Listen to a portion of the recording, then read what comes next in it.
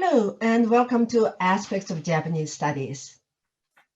I'm Junko Habu, the chair of the Center for Japanese Studies, and I'm the host of today's show. Aspects of Japanese Studies is a talk series that showcases the research being conducted by faculty, graduate students, and alumni of CJS. Each speaker will present a casual 15 minutes talk on her or his ongoing project or key research topics in the field of Japanese studies. We will be doing a short Q&A session after the 15 minutes talk. For those of you joining us live today, you can submit questions at any point during the talk using the chat function.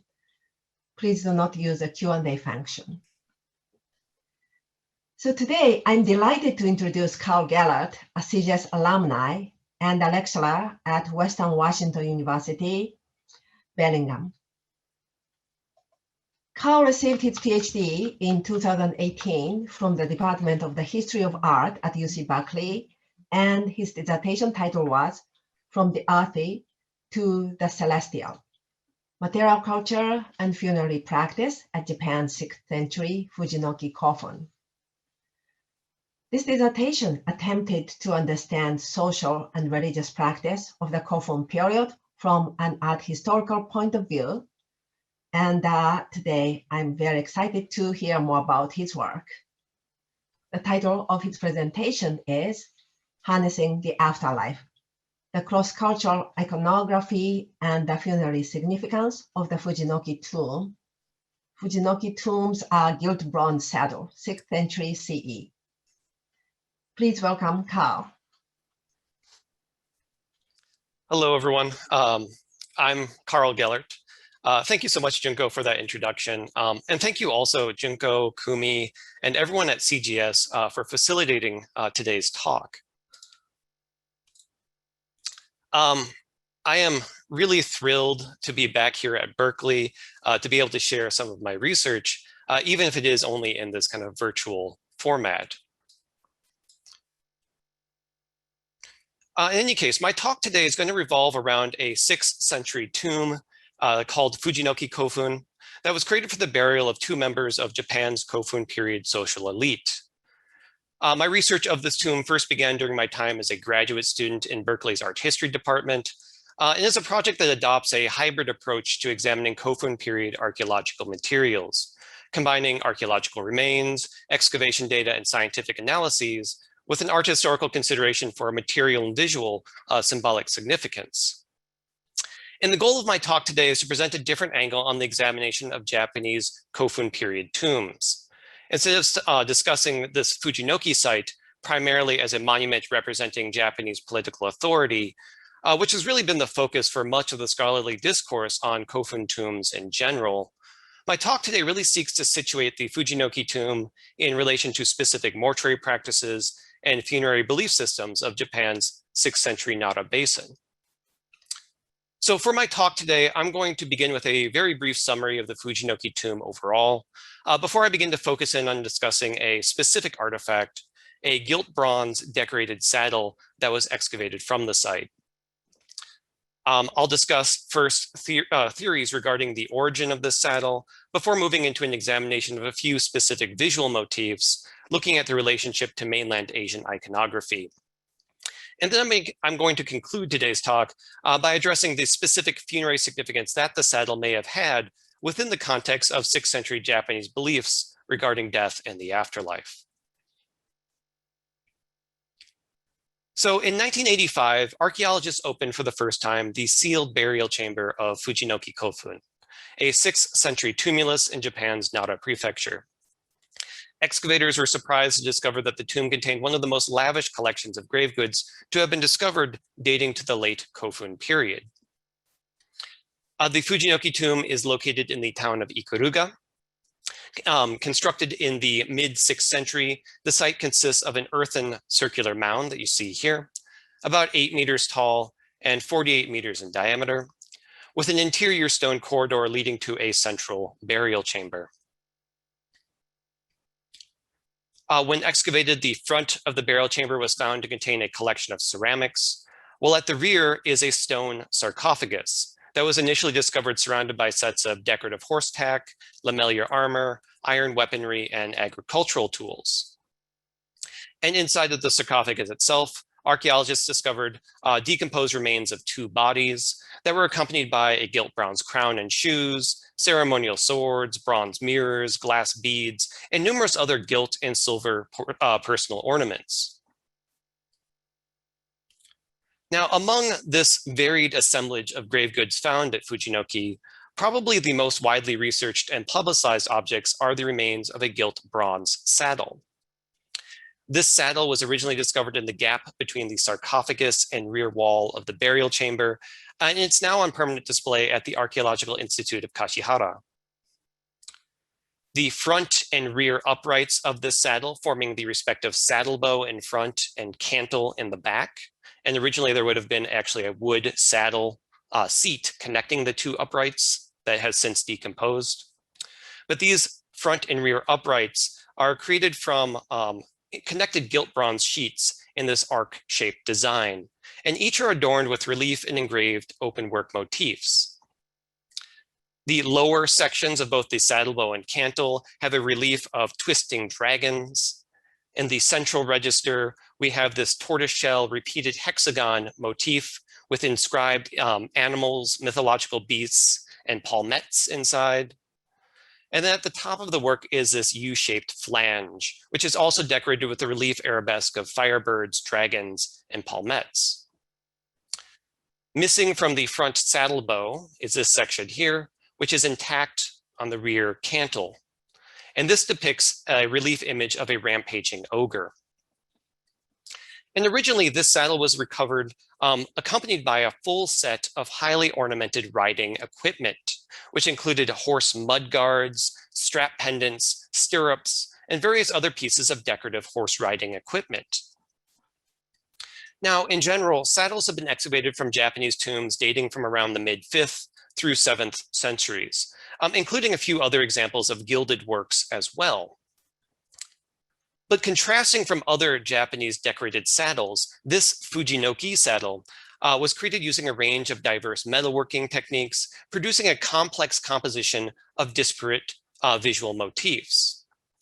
And together, these produce a varied undulating surface to the Fujinoki work, which reflect a level of technical refinement and complex iconographic representation not seen in other Kofun period saddles. Given the unique appearance of this Fujinoki saddle, research of the work's formal design has tended to really focus on identifying its provenance. Unfortunately, metallurgical analyses of the saddle have yielded somewhat inconclusive results regarding the specific geographic origin of the saddle's materials. However, based on stylistic criteria, several archaeologists have proposed that the saddle was imported from mainland Asia. Chiga Hisashi and Kano Mitsunobu, for example, theorized that the work was derived from a Shilla Kingdom workshop in the Korean peninsula, citing design similarities between this Fujinoki work and saddles from the 5th and 6th century Shilla Kingdom Korean tombs.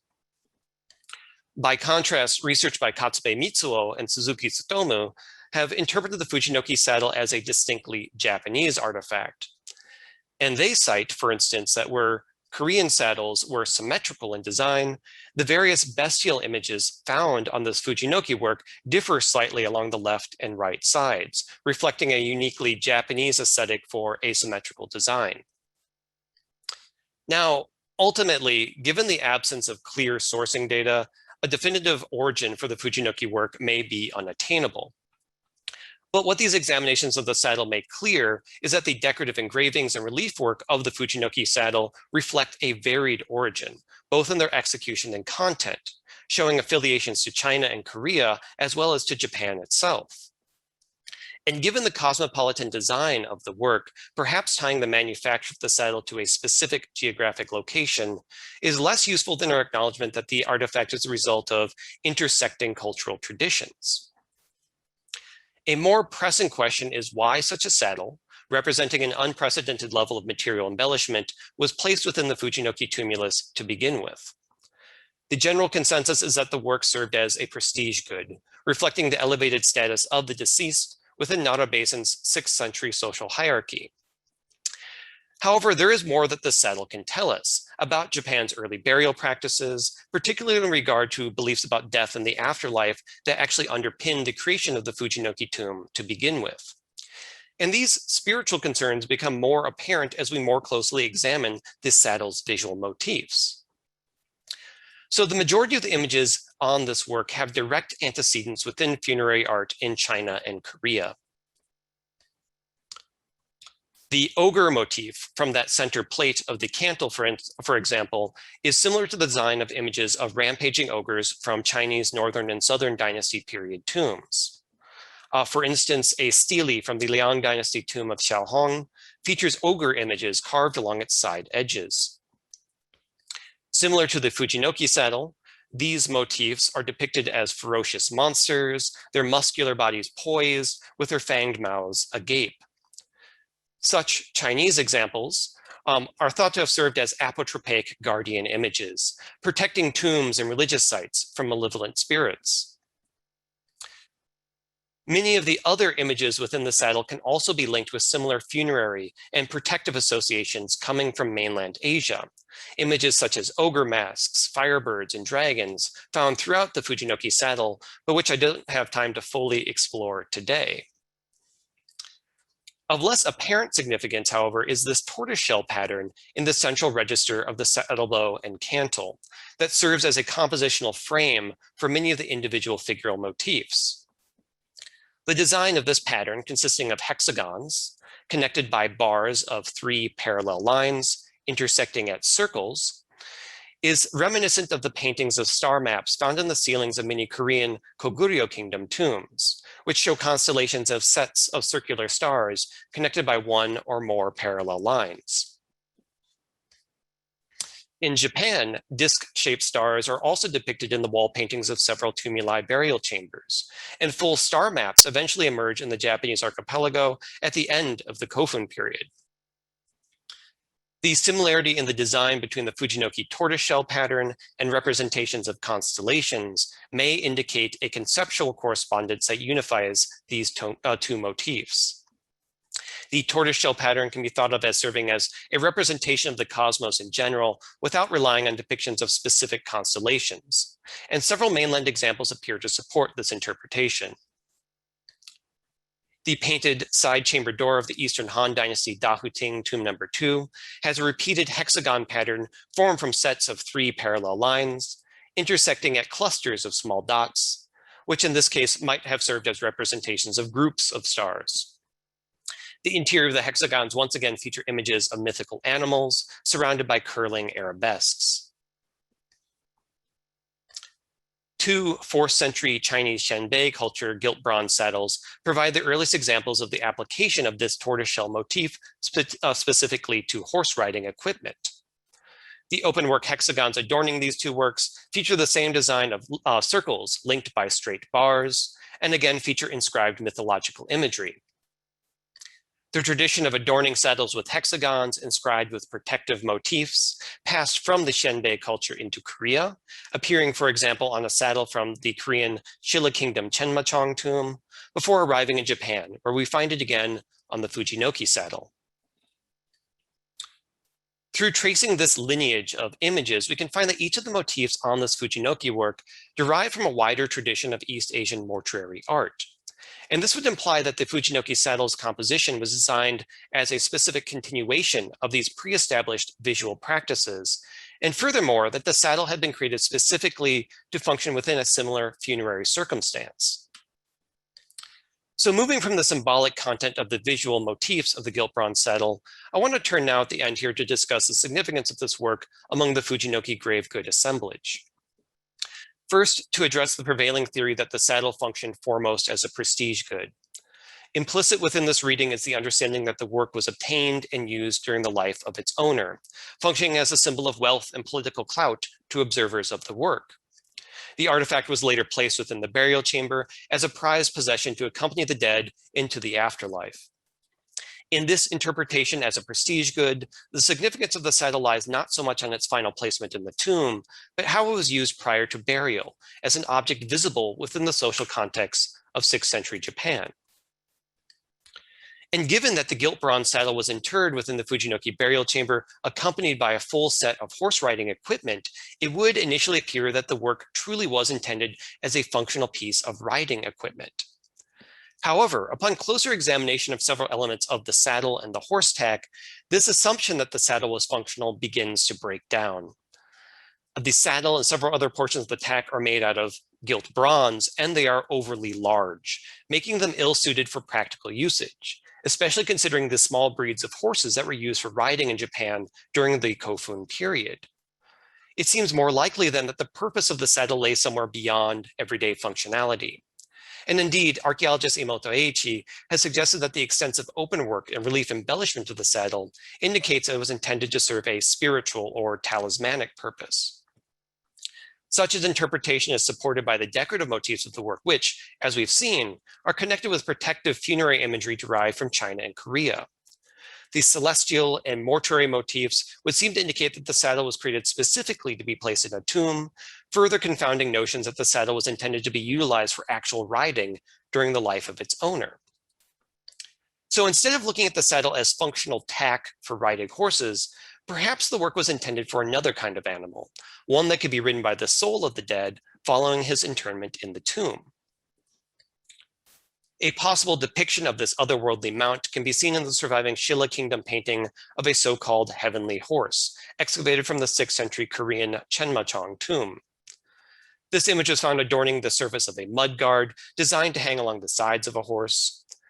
The heavenly horse motif occupies the center of the composition in white pigment. Its legs stretch and bend, and tendril-like wings emerge from each limb, depicting it as it gallops through the heavens. The apparent haste of its flight is suggested by the mane and tail, which lengthen into sharp points as the wind catches the horse's hair, and an elongated tongue, or perhaps a puff of cosmic breath, is depicted emerging from the horse's mouth. And in a few cases, images of heavenly horses have been found in Japanese tombs as well, indicating that the funerary rituals and beliefs associated with this motif may have spread into Japan by the 6th century. One such heavenly horse is found in Fukuoka Prefecture at the 6th century Takehara Kofun. This tomb contains an extant black and red pigment painting executed in the rear wall of its burial chamber. At the top of the mural is an image of a monstrous creature depicted with its forelegs splayed and tail held upright. The spiked hair of the mane and tail and the elongated tongue are familiar characteristics from the Chenmachong mudguard. It may indicate that this Takehara image in Japan is also a celestial horse. And if we accept that this concept of the heavenly horse may have been incorporated into the burial practices of Fujinoki Kofun as well, then the function of the Fujinoki saddle might also have been related. The gilt-bronze materials, while impractical in real-world usage, would be well suited for the grandeur of a celestial mount, whose divine nature would be further reflected by the decorative motifs depicting other mythological beasts and constellations of stars. Within myths compiled in the 8th century chronicles of Japan, the Kojiki, the afterlife is depicted in these myths as a discrete geographic location. And this Takehara Kofun mural is thought to have served as a representation of the passage of the soul of the dead from the tomb site to the separate geographical land of the dead. Within this work, the deceased appears to be depicted on the left, while images of a boat, horse, and possible heavenly horse each seem to have been included to provide transportation for the soul from the tomb to the land of the dead. And perhaps this was the purpose of the Fujinoki saddle as well, facilitating access to a celestial mount that could safely deposit the dead at their ultimate netherworld destination. In this sense, we can conceive of the decorative motifs adorning this work not as simple depictions of mythological beasts and constellations, but as a map of the stars and the protective creatures that inhabit the celestial realm, serving to guide the deceased in their journey through the cosmos and into the afterlife. Thank you.